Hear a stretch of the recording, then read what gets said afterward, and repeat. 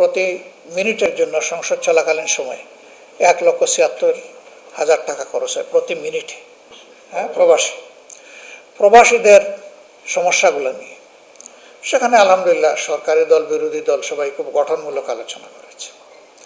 কিন্তু এটা যদি আলোচনায় সীমাবদ্ধ হয়ে যায়, যদি এক্সিকিউশনে না যায় সেখানকার বক্তব্যগুলো, তাহলে এ দিয়ে প্রবাসীদের কোনো সমস্যার সমাধান হবে না। আমরা সুনির্দিষ্টভাবে একটা সংসদীয় টাস্ক ফোর্স গঠন করার প্রস্তাব দিয়েছি। এখন পর্যন্ত সরকারের পক্ষ থেকে তার কোনো প্রতিক্রিয়া বা সিদ্ধান্ত আমরা জানতে পারিনি। আমরা মনে করি যে এই ফর্মের একটা বডি যদি গঠন করা হয়, তাহলে প্রবাসীরা উপকৃত হওয়ার মানে হচ্ছে দেশ উপকৃত হওয়া। তাদেরকে মূল্যায়ন করলে তারাও দেশকে সব কিছু উজাড় করে মূল্যায়ন করবে, এটাই স্বাভাবিক, এটা তাদের পাওনা। তো আমরা সেই অপেক্ষায় আছি। আরেকটা নোটিশ আমরা দিয়েছিলাম, কিন্তু সেই নোটিশটা নিয়ে গড়িমসি করা হচ্ছে। সীমান্তে পুশিং এই সমস্যা, আমার নোটিশদাতাকে ডেকে নিয়ে বলা হয়েছে যে এটা সেন্সিটিভ ইস্যু, আপনি একটু উদ্যোগ করেন। তিনি বলছেন আমি উদ্যোগ করব না। সেন্সিটিভ ইস্যু বলেই তো আমি আলোচনা করতেছি, দেশের স্বার্থে, স্বাধীনতা সার্বভৌমত্বের স্বার্থে। একবার নোটিশ দেওয়া হলো 14 তারিখ এটা আলোচনায় আসবে, নোটিশ আমরা পেয়ে গেলাম, তারপরে আবার এটা প্রত্যাহার করে এটা বাদ দিয়ে আবার ওই দিনের কার্যসূচি ঠিক করা হলো। তা আমরা চেষ্টা করছি জনস্বার্থে এখানে মুভ করার জন্য। ব্যক্তি কিংবা দলকে আমরা প্রাধান্য দেব না।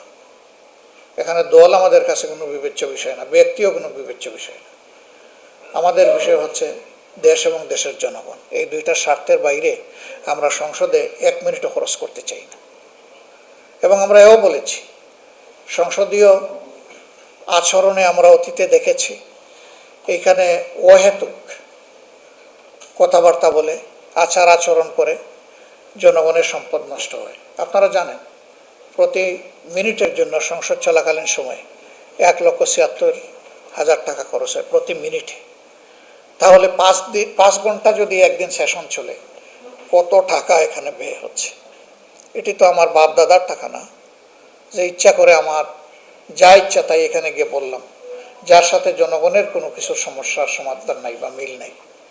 আমরা এটা করতে নিষেধ করেছিলাম মাননীয় স্পিকারকে, যে ব্যক্তিগত চরিত্র হনন, দলের চরিত্র হনন এবং কারো মনোরঞ্জন করার জন্য প্রশংসা স্তুতি এইগুলা যেন এখানে বাদ দেওয়া হয়। এখানে কারো প্রশংসা করতে আমরা আসি নাই, আমরা এসেছি জনগণের পক্ষে কথা বলতে। সেই জনগণের পক্ষের কথা বলাটা যেন এখানে হয়। সরকারি দলও বলুক, বিরোধী দলও বলুক, তারপরে জাজ হচ্ছে এই দেশের জনগণ, তারা বিচার করবে কোনটা বেশি জাস্টিফাইড। যেটা বেশি জাস্টিফাইড সেটাকেই তারা সমর্থন করবে, এটাই স্বাভাবিক। সংসদীয় রাজনীতিতে সকল কর্মকাণ্ডের কেন্দ্রবিন্দু হওয়া উচিত সংসদ। বর্তমানে প্রতি বছরের সবচেয়ে গুরুত্বপূর্ণ সেশন যেটাকে বলা হয়ে থাকে বাজেট সেশন চলছে। ইতিমধ্যে বাজেট উপস্থাপন হয়েছে 11 তারিখে এবং এটা চলবে আগামী 29 বা 30 তারিখ পর্যন্ত, একটা কনক্লুশনে যাবে। তারপরে অধিবেশন কন্টিনিউ করবে 10 তারিখ পর্যন্ত। কিন্তু বাজেট সংক্রান্ত বিষয়ে চূড়ান্ত রূপ পাবে আমরা আশা করছি 29 বা 30 তারিখের মধ্যে। এই জায়গায় বাজেট পেশ হয়েছে, গতকালকে সম্পূরক বাজেট পাস হয়েছে।